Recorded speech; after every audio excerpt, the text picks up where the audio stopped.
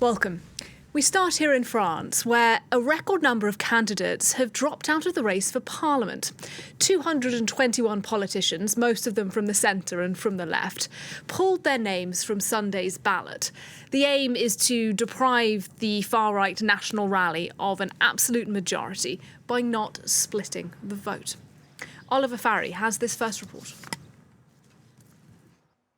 Will France's so-called Republican front against the far-right hold up? Dozens of candidates have stepped aside from Sunday's second round to make it happen. According to Le Monde, the second round will now have 95 three-way races, 3 times fewer than expected. There will also be only one four-way race instead of 5. In all, 221 candidates have withdrawn. 132 of them are from the left-wing New Popular Front and 83 from the ruling Ensemble coalition. The two groups were the only ones to call for candidates to withdraw in the event of possible far-right wins in their races. There have been a few exceptions in the government camp. In 3 constituencies where the National Rally came first, Ensemble candidates who finished third stayed in the race. But will voters heed the endorsements for the second round?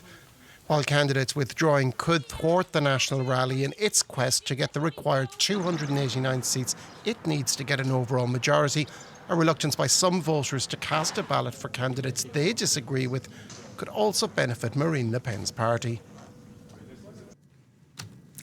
Well, I'm pleased to welcome to the programme now Rainbow Murray. She's a politics professor at Queen Mary University to you. Hello, thanks for joining us today. Thank you for having me. So as we saw in that report, over 200 candidates have stood down ahead of the second round. How likely, in the light of that, do you think it is that the National Rally will be able to achieve an absolute majority?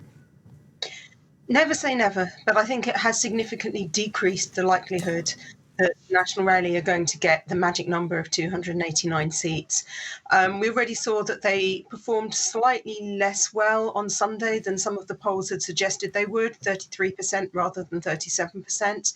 If you now add on the efforts that the other parties have made to avoid splitting the vote against them, it looks like they're going to face an uphill challenge now to get an absolute majority.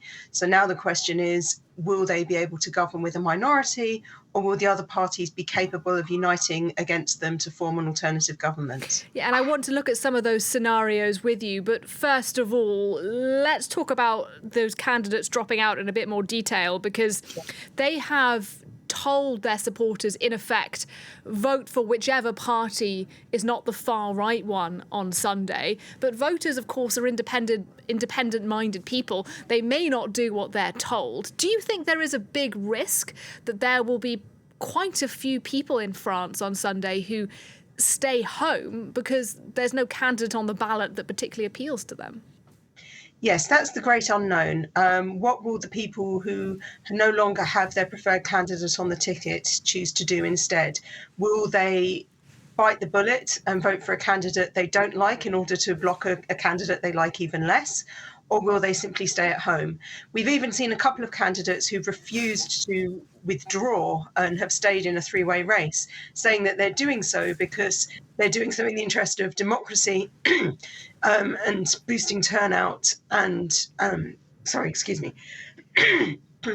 and giving their voters a true choice rather than forcing them to choose between 2 unpalatable options. So we saw really high levels of turnout last Sunday, and I think that will go down this Sunday, but the extent to which it does is unknown, and that's one of the great uncertainties of this election.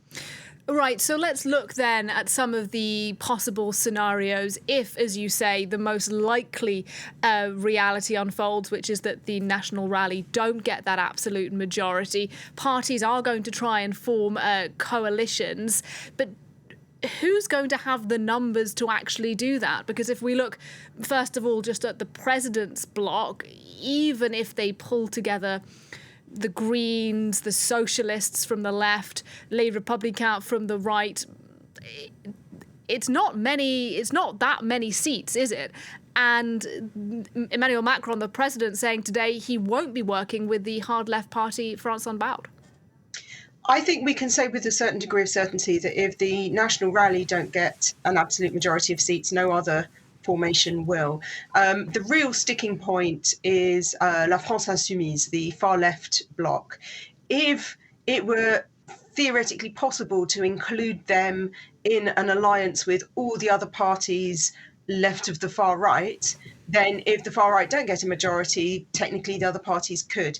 The problem is that the far left cannot work with the other parties. They can work with some of the ones on the left, but they can't work with the centre and certainly not with the right.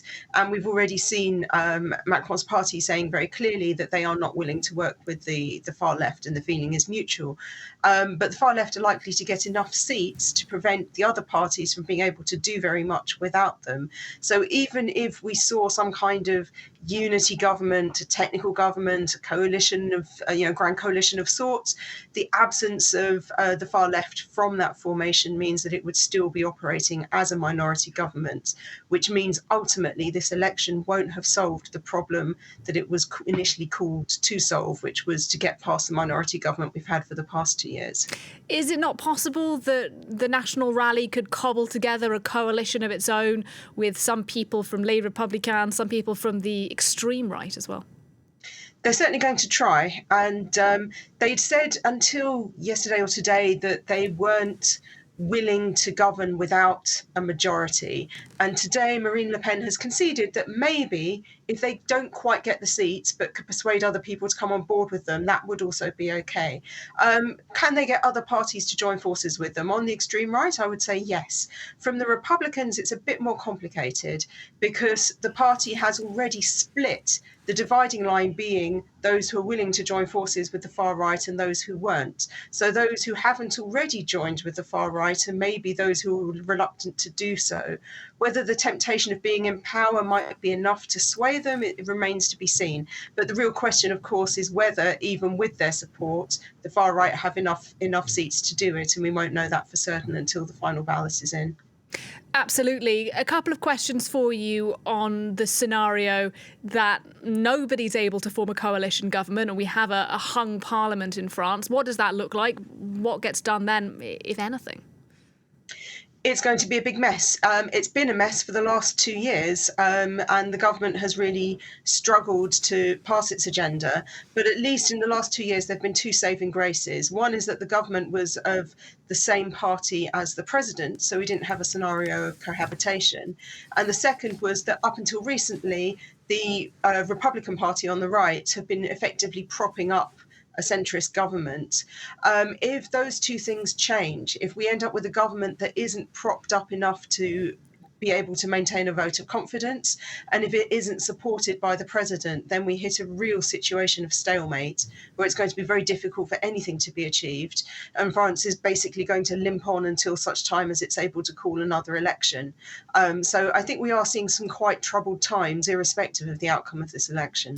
And just a final question for you. Something that's been floated here in France over the past couple of days is that a technocratic government of sorts could be formed. We've seen similar scenarios in other European countries after inconclusive elections. Could that happen? What might that look like, do you think? It's certainly an idea that's been floated, and as you've correctly noted, it's something that has been tried in a few other countries, such as Italy. These governments tend to be relatively short-lived.